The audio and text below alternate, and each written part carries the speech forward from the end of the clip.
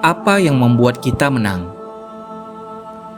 Kemenangan akan diberikan Allah untuk siapapun yang memang menyentang checklist persyaratannya.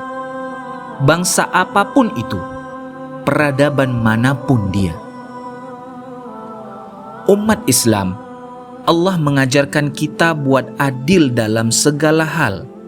Sebab itulah yang membedakan kita dari bangsa, umat, dan peradaban lain. Ketika dengan jelasnya Allah tunjuk kita sebagai ummatan wasatan, yang pertengahan, yakni imbang antara berpikir dan beraksi, beretorika dan terjun ke lapangan.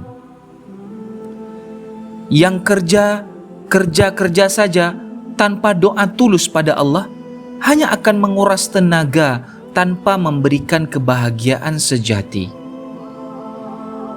Yang berdoa dan hanya berdoa saja tanpa berusaha, dia berarti belum paham apa makna iman sebenarnya.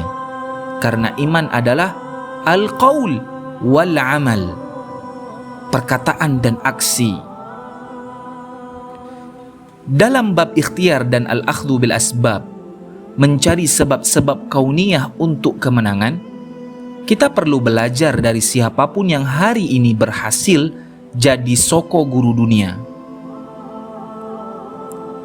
Suatu hari, dosen pernah berkata, kenapa presiden-presiden Eropa sempat bermain golf, tapi kekayaan dunia tetap ada dalam genggaman mereka?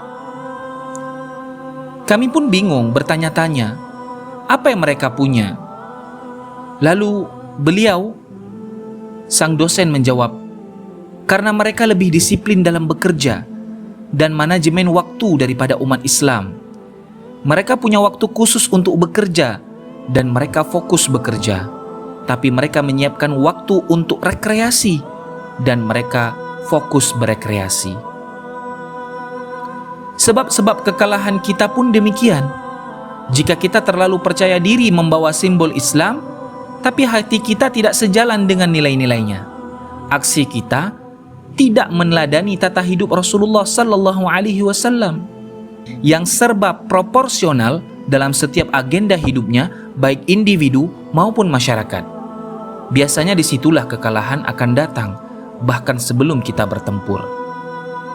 Di episode karir Muslimin Andalusia, suatu Idul Fitri kaum muslimin menerima kekalahan telak melawan koalisi pasukan Kastil dan Aragon.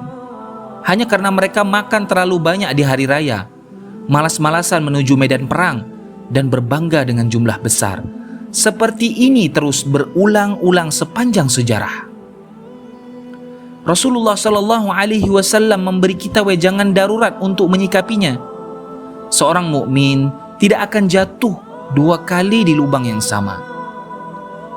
Sejarah, kisah-kisah dan riwayat pendahulu sudah memberi kita gambaran bahwa kemenangan akan terjadi jika ada perpaduan antara totalitas iman kepada Allah dan ikhtiar maksimal.